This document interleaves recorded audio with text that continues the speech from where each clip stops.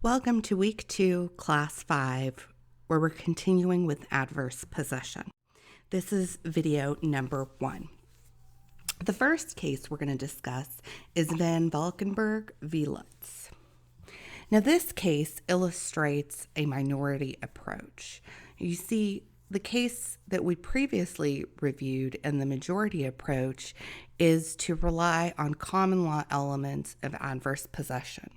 This case illustrates the minority approach, which supplements the traditional elements for adverse possession by statutes, and these statutes add additional requirements. So we're going to look at an example of some of these additional requirements that could be added by statute. Okay, so the facts of Valkenburg v. Lutz are as follows. In 1912, a couple with the last name of Lutz purchased, or they decided to build a home in Yonkers. So they purchased 2 lots that were next to each other, and the lots were on a very steep hill. And they were also covered with trees and other, wild brush. So they began clearing away the other lots that they did not own to garden. They cleared 4 other lots. And the resulting controversy is presented in this case. Okay. So Mr. Lutz cleared the property and farmed on it from 1916 until at least 1948, which was when he passed away. He also built a 1-room shack or dwelling on it for his brother. Then in 1947, the Van Valkensburgs bought bought one of the parcels that they had farmed on. Now, the Lutz did not receive notice of the foreclosure sale that the Van Valkenburgs bought the property on. Okay, that's important because for a foreclosure sale to be valid, any party that has a title or interest in the property would have to be put on notice of the foreclosure. Okay, so the Van Valkenburgs bought a triangle parcel at an auction sale, a foreclosure auction, because the taxes hadn't been paid for. And they immediately demanded that the Lutzes vacate the land. So Lutz consulted with an attorney about what he should do. And based on the attorney's advice, he filed suit against the Van Valkenburgs in 1947, alleging that the Van Valkenburgs owned the triangle parcel, but that Lutz was entitled to an easement to cross it because they had used it to cross over into their property.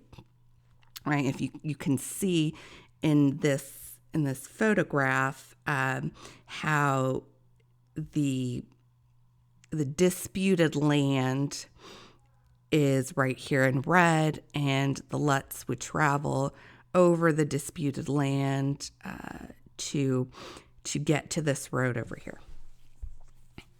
Okay.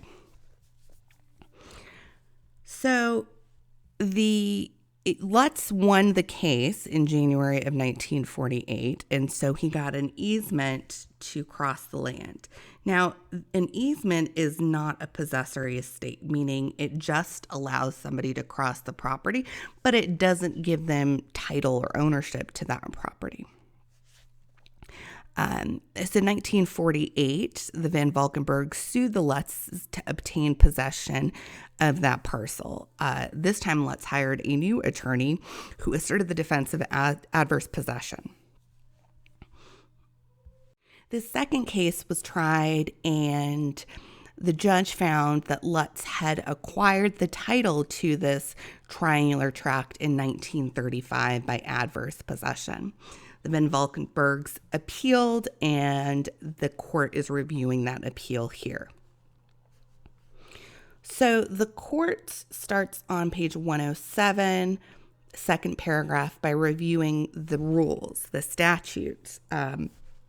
So first, it talks about the common law elements. Then it says that the essential elements of proof being either that the premises are protected by a substantial enclosure or are usually cultivated or improved. So those two prongs are additional requirements to the traditional elements of adverse possession. So again, the rule is that is being analyzed by the court is the statutory rule that's on page 107. The issue, the court says, is that there is no proof here that the subject premises were, quote, protected by a substantial enclosure.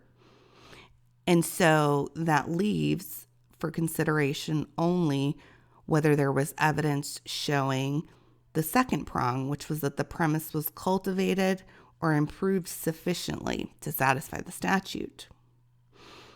And the court felt that the proof was not enough to show that cultivation or improvement was used in the manner that the statute was looking for.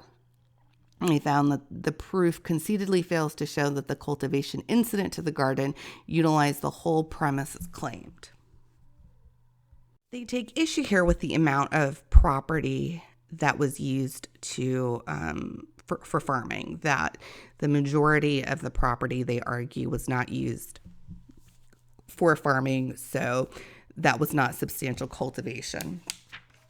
And we go on to the second point made by the majority on page 108, and that was that the proof fails to show that the premises were improved. So the court didn't think that the shack, as they call it, was really an improvement, not enough to satisfy the statutory test. And then they also, in the next paragraph, talk about one more prong, which says that the statute requires an essential element of proof that the occupation of the premises be under claim of title. In other words, hostile and when lacking will not operate to bar the legal title, no matter how long the occupation may have continued. So they don't find this occupation under claim of title. And to support this last part, they point to the pleadings that were filed in the initial case by Lutz, where he conceded that the Van Valkenburgs owned the property and that he just wanted an easement. So the court holds on page 109 that the proof fails to establish actual occupation. And so they reverse the judgment of the lower court and enter in a judgment in favor of the Van Valkenburg. Now, the dissent disagrees with the conclusions of the majority. He also disagrees with the interpretation of the facts of the majority. So I'd like you to take a moment to review the dissent and to tell me where the dissent differs from the majority as far as the facts are concerned. The minority believed, or the dissent believed that the record contains some evidence that the premises were indeed occupied by Mr. Lutz. And the facts that they used to support this conclusion are that the property was cleared and had been for a while, since 1916, that they developed a farm that was actually of substantial size, that the children and the children and Lutz farmed on that land continuously for until his death in 1948. And they farmed so much that was their only occupation. They sold what they made from the property. There were fruit trees on the property, and they characterize the building that was built as a one-room dwelling, not a shack. So he argues that the majority opinion fails to take into account plentiful evidence that supports occupation. Then the dissent talks a little bit about this idea of disclaimer. Disclaimer is when somebody that has a right to property or title disclaims their interest or forgoes their interest. And the dissent argues that while it's true that a disclaimer of title of the occupant of a property made before the statutory period has run indelibly stamps his possession as non-adverse and prevents title from vesting in him, a disclaimer made after the statute has run carries with it totally different legal consequences. And that's on page 111.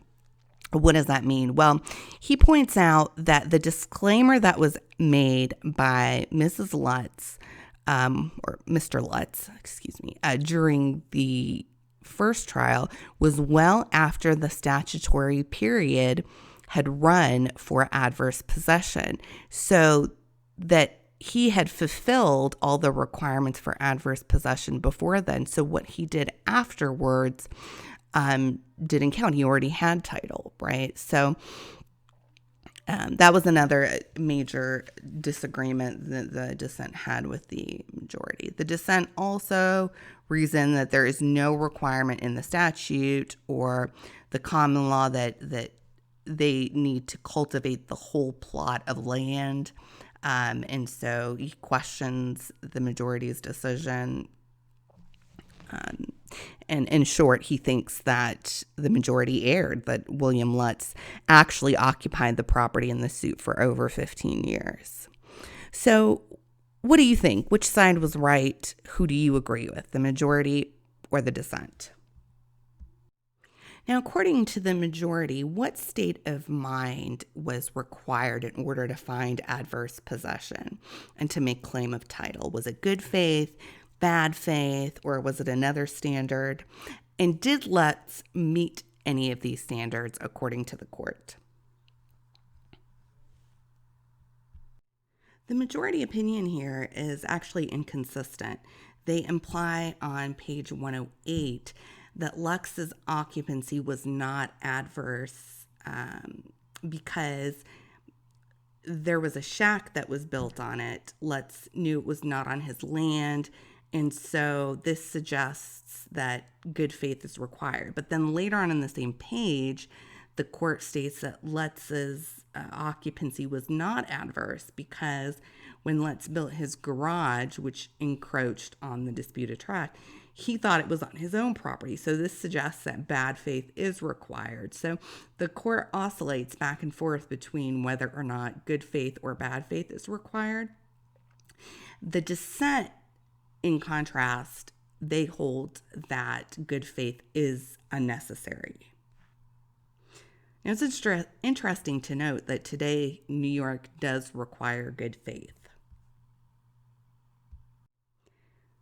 Now, you may be trying to reconcile the rulings in Gerwit versus that of Van Valkenburg. And we may not be able to really justify the distinction made in the two cases. It could simply be differences in jurisdiction. But if we would try to at least make an effort to justify the differences between the two, we could probably use a personhood argument to distinguish the two cases. The Gerwits believed in good faith that they owned the disputed land. So it took root in their being, you could argue. In contrast, Lutz was a bit of a bad faith claimant. He knew he didn't own the land, he didn't have title to it.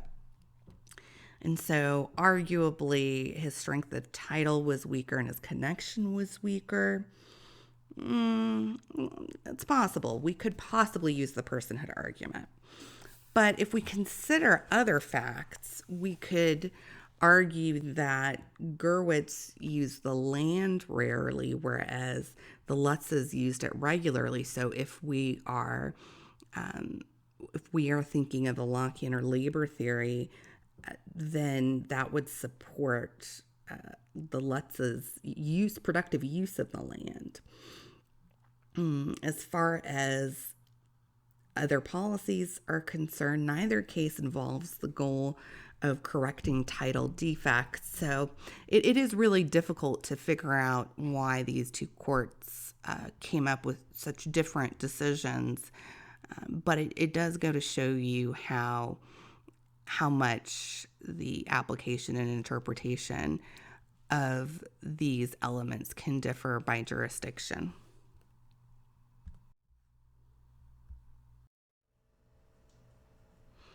I'm going to go back a little bit and discuss the state of mind element further.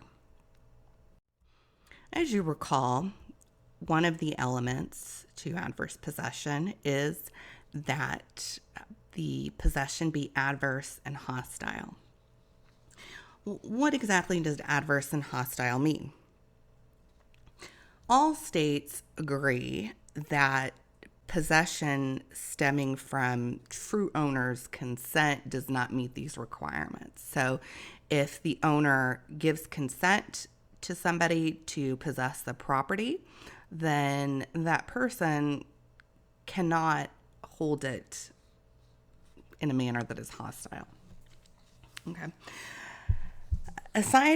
But that's where the similarity ends. There are three different approaches to defining adverse and hostile.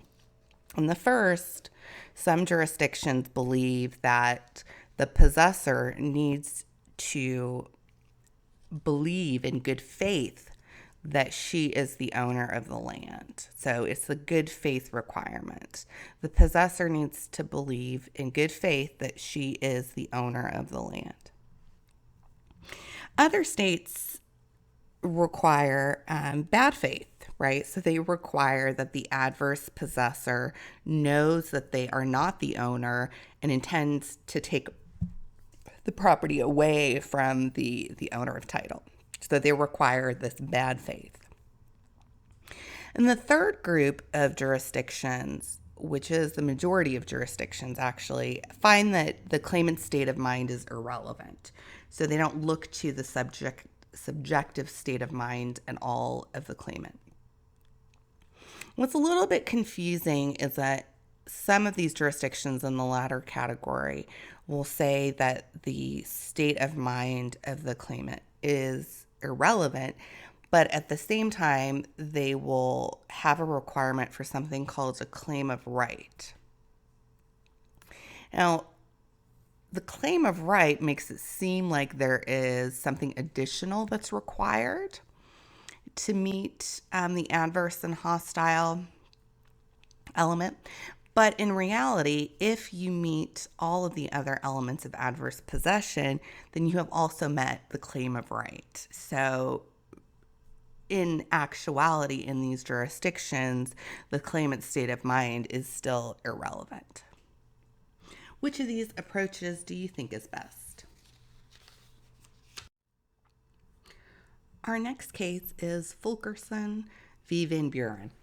Now this case comes close to requiring a bad faith requirement.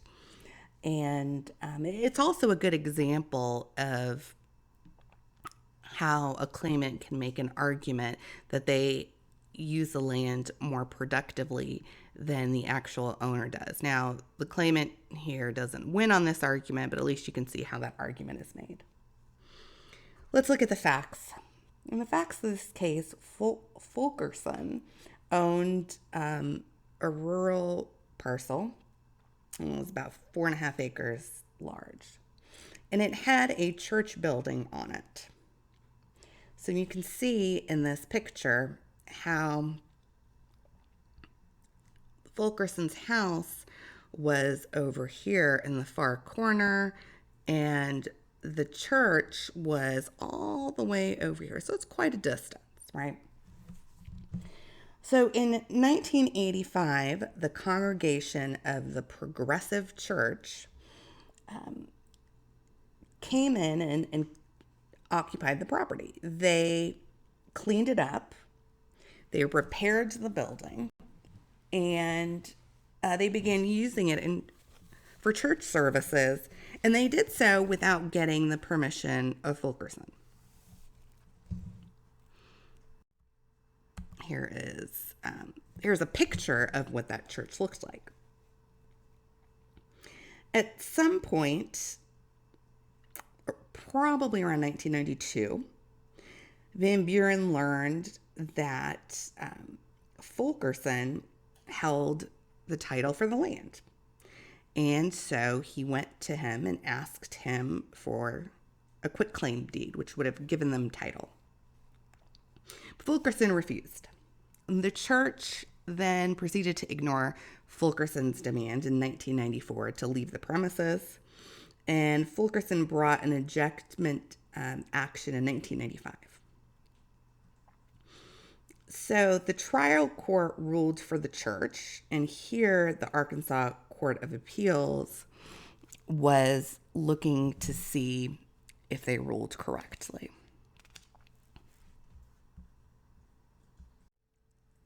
Now, the issue in this case was whether or not Van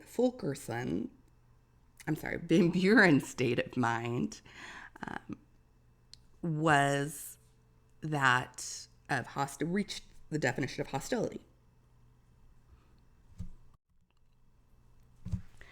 The court cites to a rule at the bottom of page 116 that says that for adverse possession, there needs to be an intention to claim the land at issue under right title ownership as distinguished from possession in conformity with recognition of or subservient to the superior right of the true owner of the land.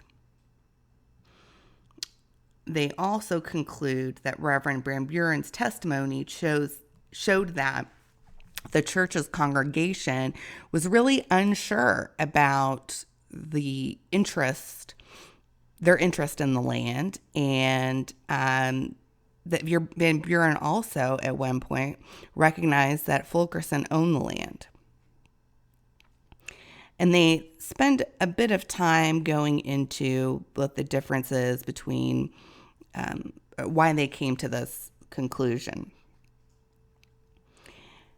They said that the tipping factor was that Reverend Van Buren,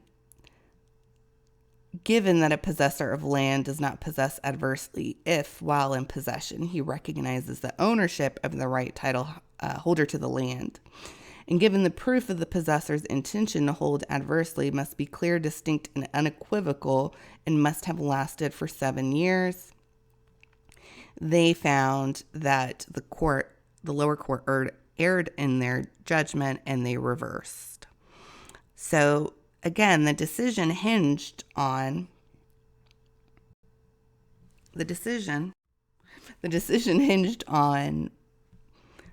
the intent of Reverend Van Buren, whether or not he had the requisite intent to show that he was being hostile.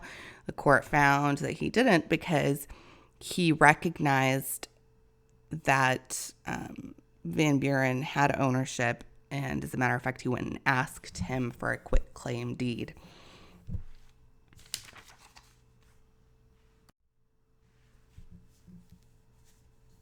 So the dissent vehemently disagrees with the majority. They cite to the actions of the church and the church members, how the church members cleaned up the property. They even added a building and an office that they had received compliments for the efforts from the local community, that the Reverend Van Buren stated that he would not have cleared the land with his own hands if he had assumed that they didn't have business being there, the right to be there, or if the church didn't need the permission. The dissent cites to the fact that the Progressive Church refused the entire time to negotiate with the appellant. They remained in possession there and defied the eviction notices.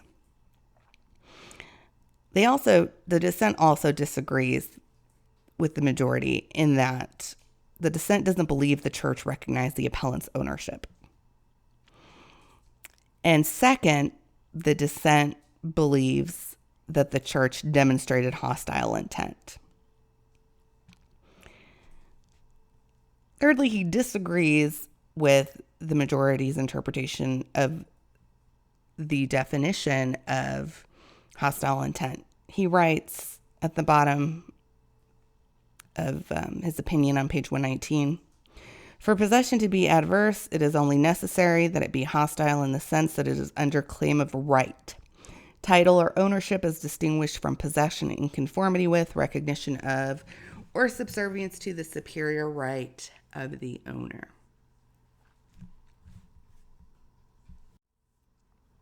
So let's explore some of the points for discussion. Why did the church lose? Does Arkansas law require bad faith, or that the adverse claimant must, 1, know that he is not the true owner, and 2, intend to claim title anyway? Or is the Arkansas requirement more complex? Well, the ruling cited by this court is to define the hostile intent is Moses. And it requires a, quote, intent to hold against the true owner. But how does the court find this intent? Is it based on the claimant's conduct, or is it based on their actual state of mind or on their mental state? Well, the Fulkerson court seems to investigate the mental state of Van Buren as the church's agent, of course, because he is the reverend.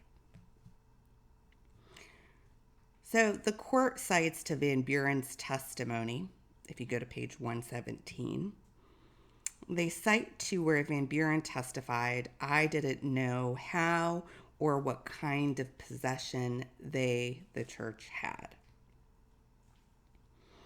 So because of this statement, the court then concludes that the church was unsure of the precise nature of its interest in the land. And this conclusion is pretty fatal to the claim of hostility, because it meant that the church did not have the requisite intent for the minimum 7-year period. So here, in this instance, the majority opinion does seem to imply that at least some form of subjective bad faith is required for the possession, for adverse possession. Now, the dissent takes another position, and they cite different authority, right, that rejects the view that you need an element of mental state. But of course, the dissent's views were not adopted.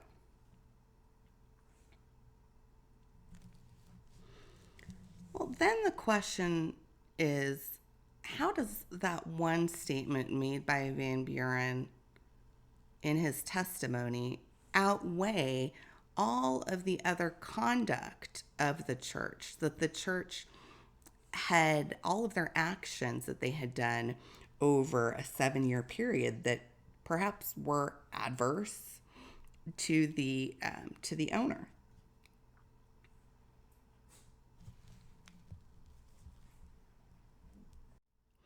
Also, on redirect examination, Van Buren did actually refute his earlier statement, and he argued that it was his intention all along to possess the property as soon as the church began occupying it.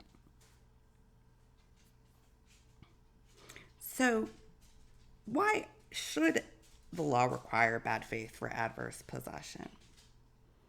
Can you think of any reasons why it might be a good thing? In my view, there really isn't a reason to require bad faith.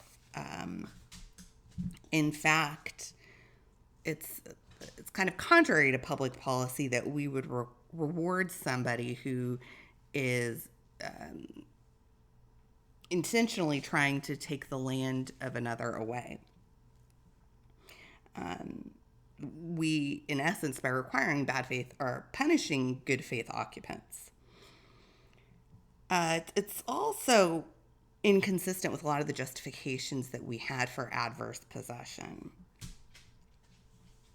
And if we did require bad faith, the only positive, if we were trying to decrease the number of adverse possession claims, is that there would be less adverse possession claims, because it would be a lot harder to find situations where people were trying to had the intention of taking somebody else's land. I just want to bring up one more point. The second seems independent reason for the ruling for the majority was the argument that the church recognized that Fulkerson owns the land. And I don't know that the court's analysis on this point was very convincing. True, Van Buren repeatedly asked Fulkerson for a quit claim deed, which did acknowledge that he had title for the land, but perhaps Van Buren did so because he believed that the church had the right to, or should have, true ownership.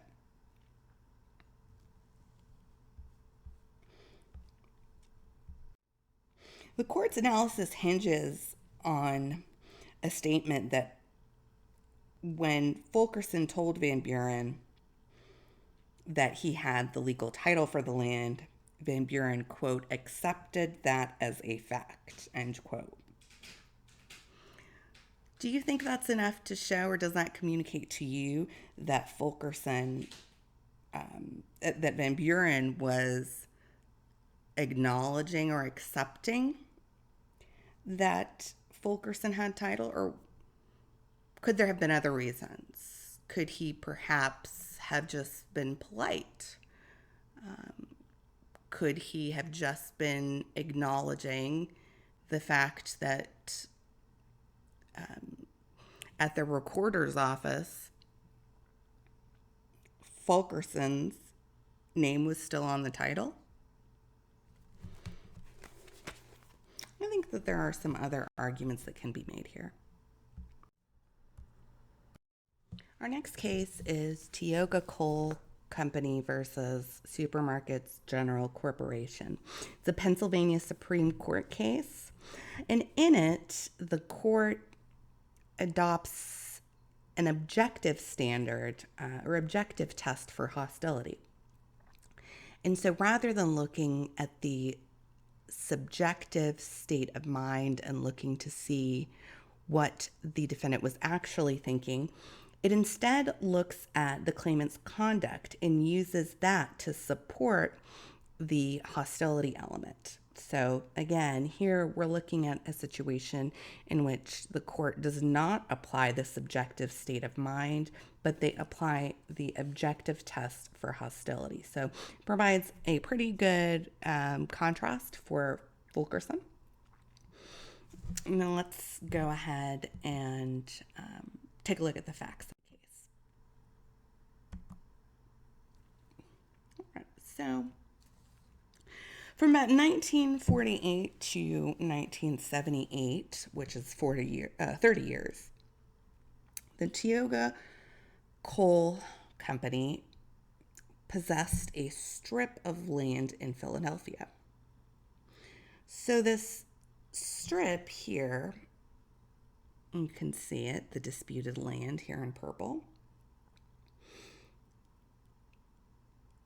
Now, this strip was part of what was supposed to be a street that was never constructed.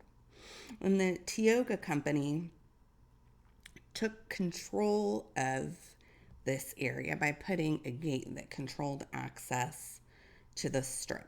And they put a lock on that gate, and they kept it there for the entire period.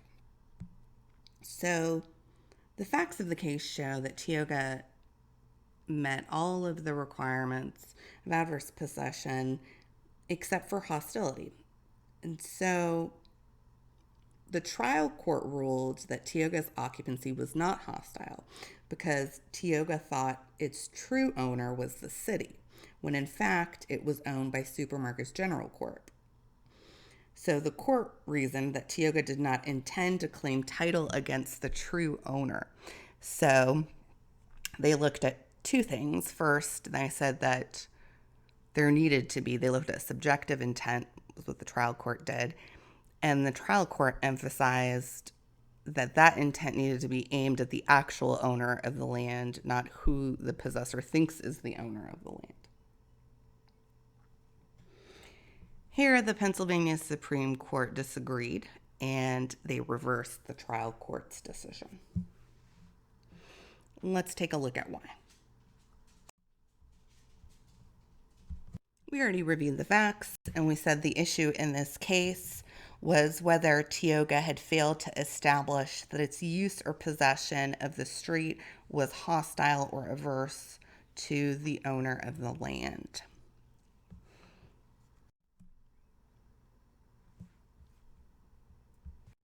So the elements of Pennsylvania's adverse possession are at the top of page 122. And the court notes that the word hostile has been held to be a requisite element,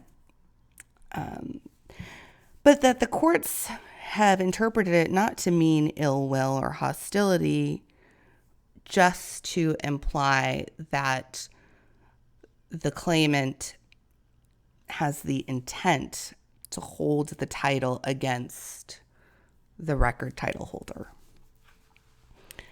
So the court acknowledges that there is a state of mind requirement in Pennsylvania, but what is up in the air, or the main issue in this case, is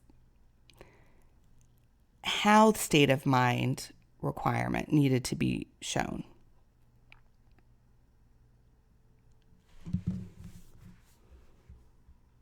The court considers a few factors. In determining how Pennsylvania's state of mind requirement can be proven, the court said that, first of all, finding subjective intent is guesswork at best. And so they argue that it is easier, I guess, to use objective as opposed to subjective tests. They argue that it's not easier, but it's more equitable. Right, so it's essentially equitable. And they make a personhood argument here, right? They say, at the top of page 123, that a person who has put down his roots on the land develops an attachment to the land which is deserving of protection, right? That is a personhood argument right there.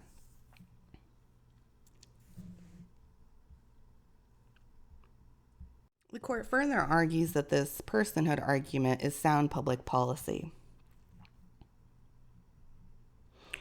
And then they reason that if a claimant has met all of the other elements of adverse possession, then through his actions, then it really is a given that he would be hostile. So if all other elements of adverse possession are met, then the intent for hostility requirement is also met. So the court holds that if the true owner has not ejected the interloper within the time allotted for an action of ejectment and all other elements of adverse possession have been established, hostility will be implied regardless of the subjective state of mind of the trespasser.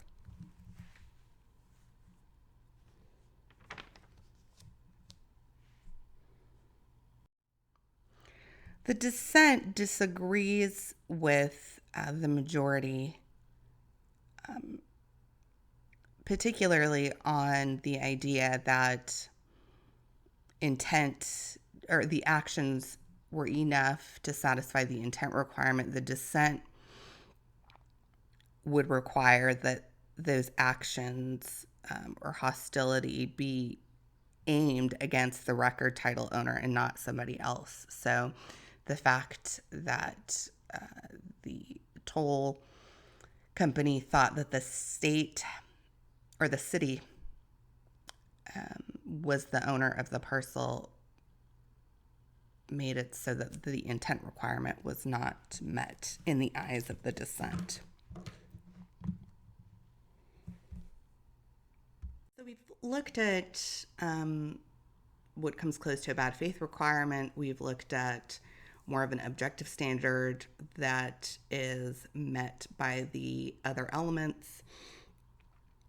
What are some pros and cons of requiring good faith? We haven't talked about that yet. So I'd like you to take a moment and jot down some of the pros and cons for good faith.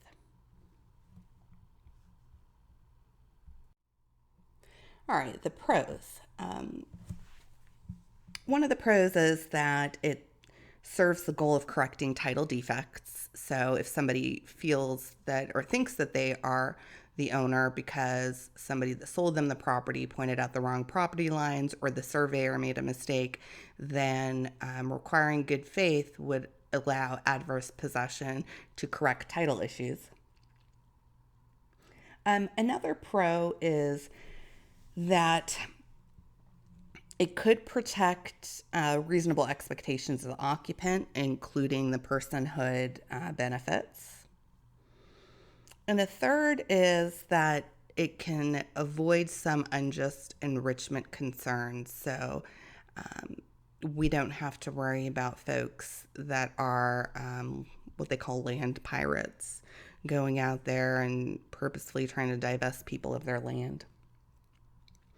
Now, some of the problems with the good faith approach is that it is inconsistent with the Lockean labor theory or the development theory.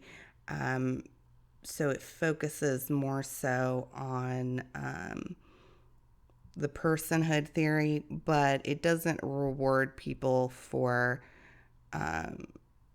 finding property that's vacant and then making that property productive. The second thing is it's difficult to prove good faith.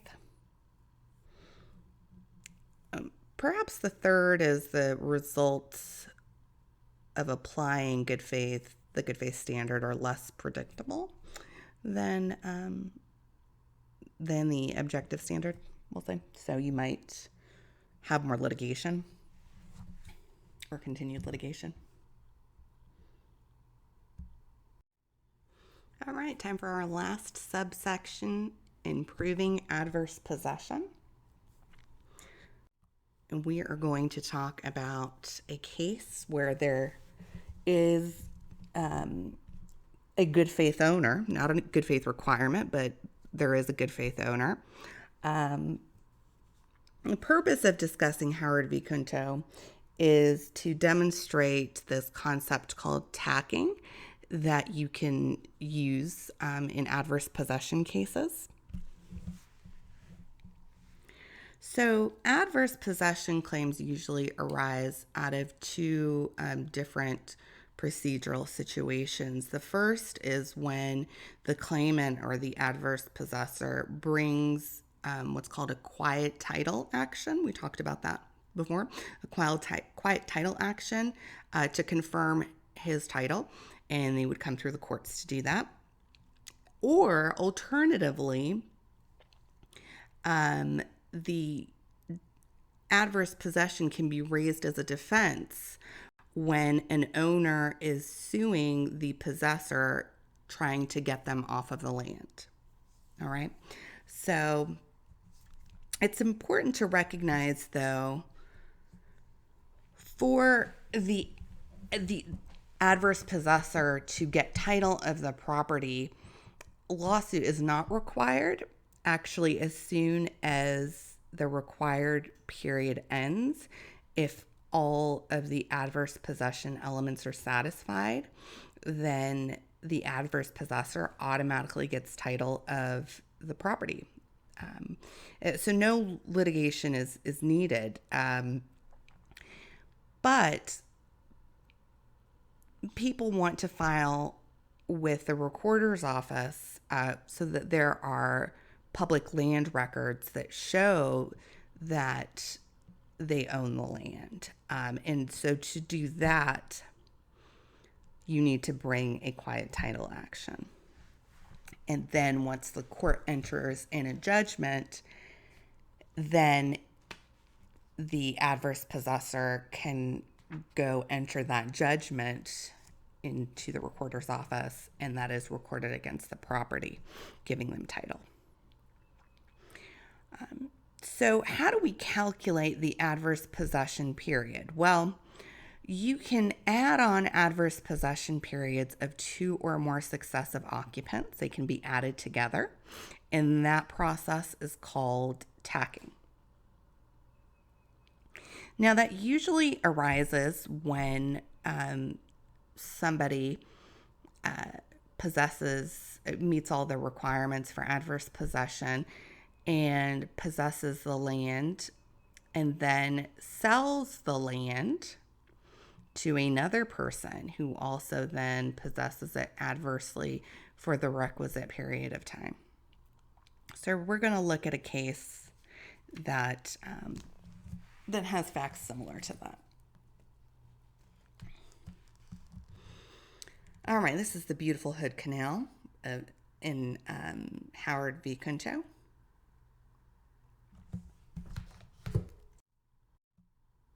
Let's review the facts. So the facts of the case are a little bit hard to understand unless you see this map that I have up on the screen.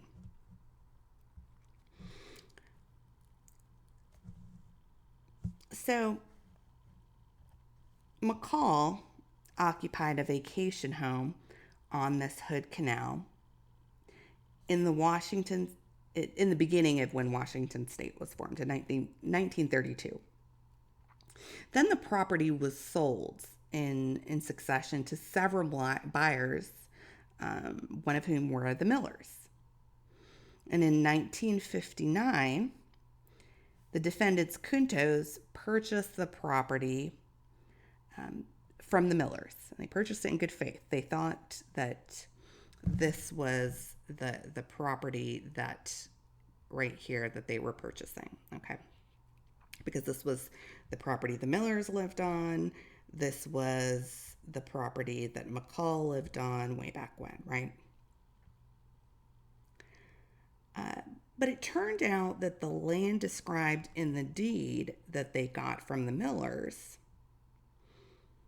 described Tract A, which was not the land on which the house sat. the house sat on tract B. So not only did this affect the Kuntos, but this affected the chain of title all the way back, right? So other owners then began to realize that they had the same problem, that there was a surveying error early on, and each lot, the houses they occupied were described as being on a different lot of land in their deeds.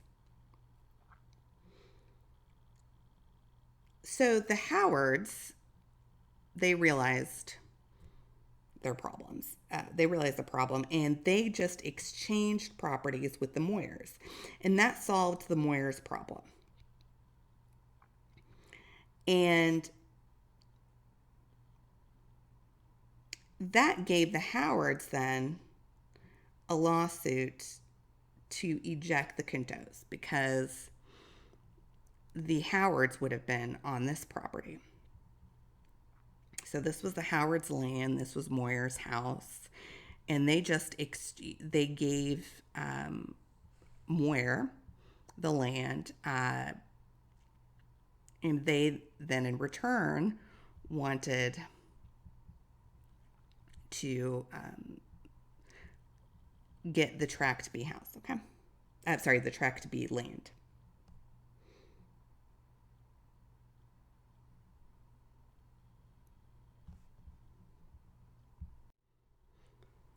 So even though the Kuntos owned the property for less than a year, they were able to raise the defense of adverse possession in the lawsuit by using the doctrine of tacking.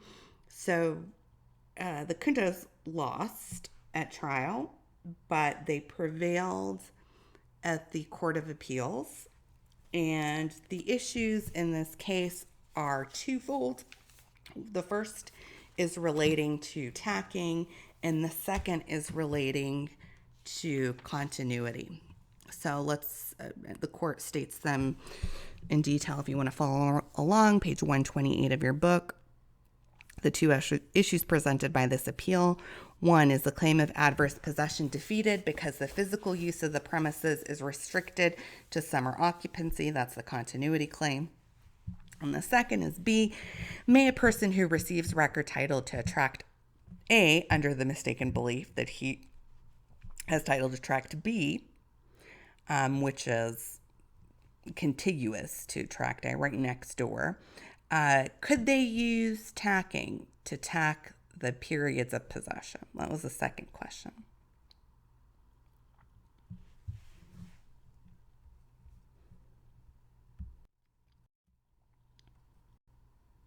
I already reviewed the facts. Let's go on to the rule. The rule, page 128, the court says to constitute adverse possession, there must be actual possession, which is uninterrupted, open and notorious, hostile and exclusive, and under a claim of right made in good faith for the statutory period. So here, Washington does have a good faith requirement. So in applying this to the facts of the case, the court rejects the argument that summer occupancy in what they consider a summer beach house is not enough to show continuity. They say that the conduct of the owner would need to be held to the standard that was appropriate for managing or possessing a property of that nature and character. So they find that the 10-year period has been met as uninterrupted possession. They then move on to this idea of tacking. And so the established case law allows tacking when the purchaser is adding on more land than the deed description. So let's say you own property and you take care of a strip of land that you think is yours, you mow it, you water it, right? So that tacking can be added on. You can tack on time when you're adding on adjacent land to your current property description. So let's say, you have it, then you're going to, so you adversely possess it for 7 years, and you sell the property to B. B adversely possesses it for 3 years, and you can tack on the years to get to the 10 years, right? That's what the established case law would say. Whenever you're adding property to your current property description, you can use tacking. Well, in this case, it was actually a novel case in that they weren't adding property to their property. They were actually rewriting the property description. It was a completely different lot, right? So the court was trying to decide if it could be used in cases where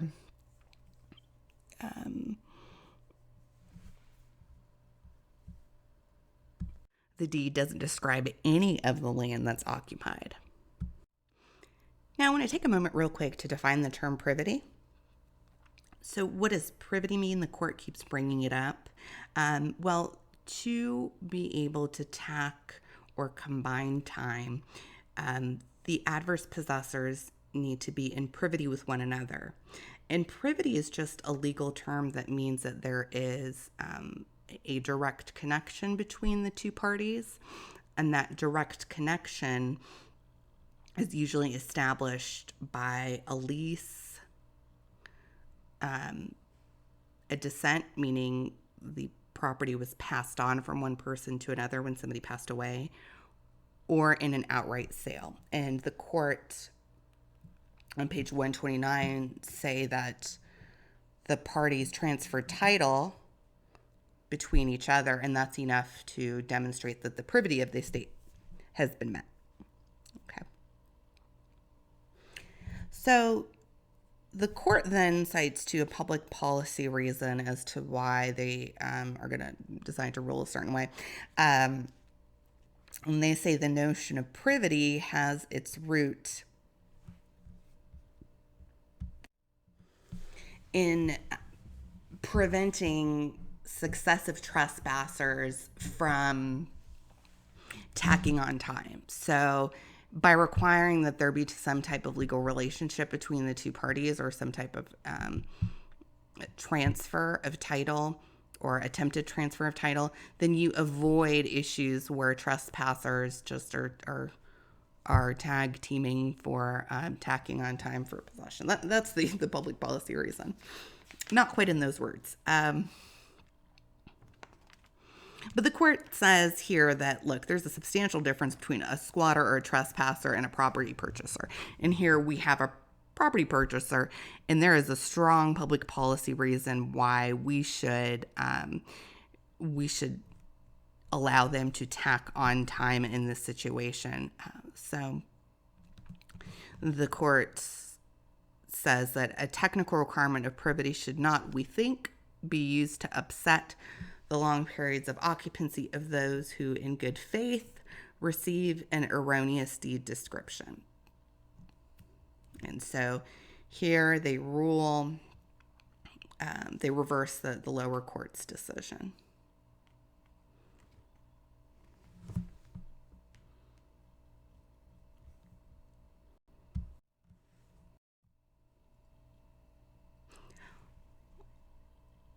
A couple more points on adverse possession, and then I'd like to take your overall opinion on adverse possession. So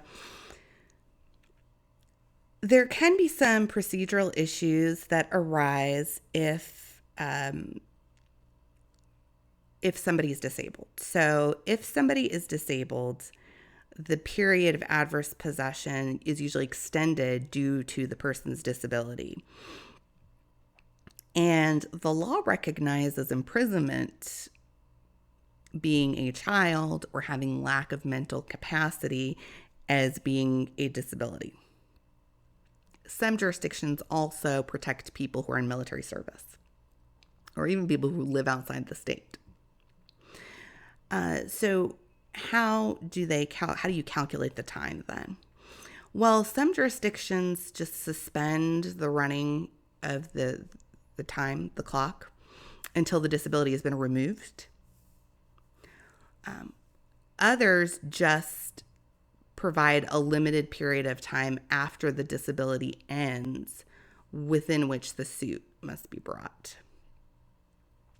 Now, note that disabilities cannot be tacked and that disabilities do not shorten the standard amount of time for adverse possession.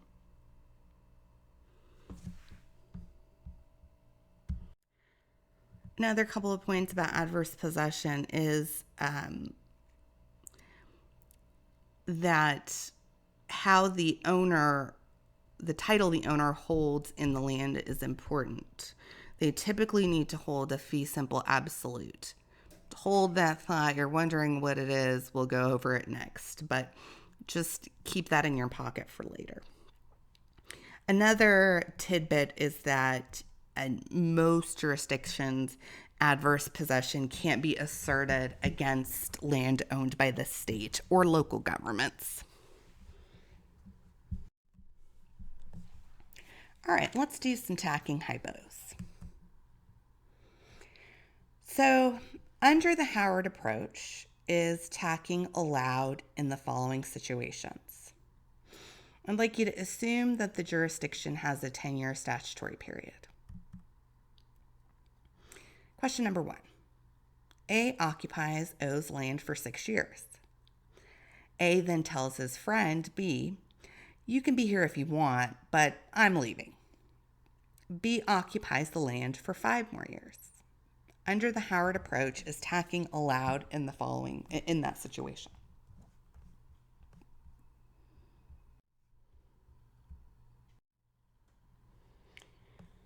So what's the answer to question 1?